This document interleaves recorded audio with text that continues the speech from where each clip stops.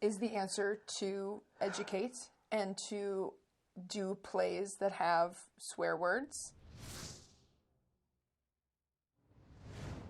Welcome to this week's episode From the Wings. And joining me again is my lovely co-host, Rebecca Leland. You're trying to butter me up. Always. We're talking about words and the power of words. So calling me lovely means a lot. But there's also a power of swear words. There is a community group on Facebook where you can write if you're a theater or playmaker, and you can write and ask questions. You know, they might say something like, do you pay your board of directors? Or I'm looking for ideas for a comedy script. Wow. A person wrote in, I don't remember, where they were from or anything, but she wrote in and she said, I'm getting ready to do, a play. She said, as I'm looking through it, there's quite a few number of swear words in it, and my community does not like that. They're not the kind of audience that accepts that.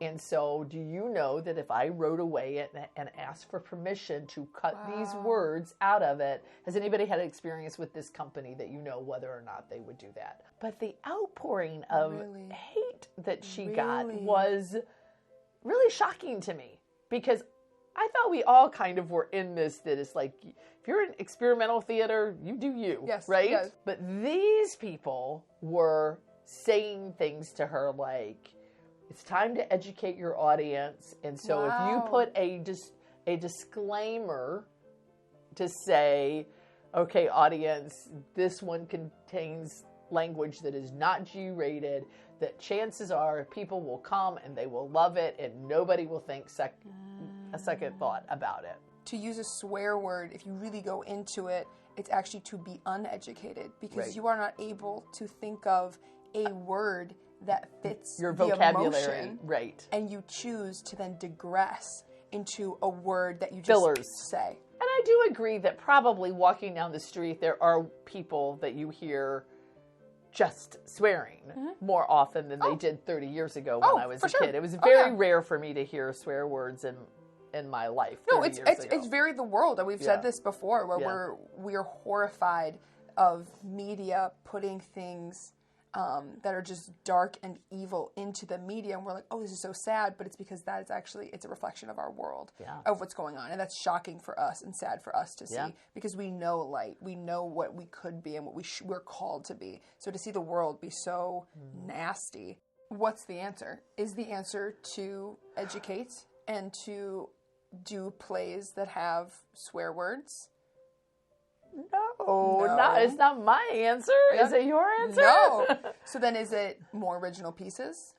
I mean, it might end up having to be, right? Or to do things that are so old that it doesn't have some of the new stuff. So even in theater, when you are putting on plays and you're doing things that people like and want to see, you have to be aware that what the world is writing will often not match up with where the Lord's leading you. And you have to have that line. And you have that line. And hopefully more than I have that line, right? Amen. But, I mean, because this was not a Christian site that I was on. This was just the world of theater makers together. And it's just sad to me how sometimes it just doesn't matter anymore. Like, even Christians, it just, they don't care. I think a lot has to do with banding together and seeing other people also caring. I think we've made this comment multiple times, but this is why we need Christian writers. This is why we need Christian playwrights.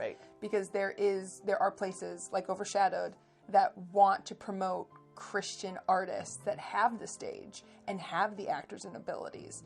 But we need those people to step forward and write the amazing scripts of tomorrow that are God-honoring, but also incredibly well written.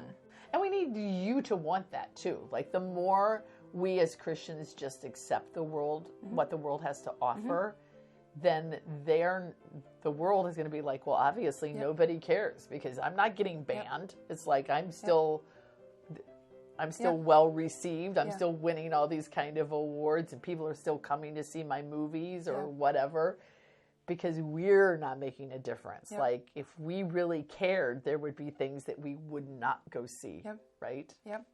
It's supporting the things that matter and truly not supporting the things that if you say you don't support it, show me you don't support it. Right. Yeah. Times that I go see things and I'm like, ooh, maybe I shouldn't have gone to see that.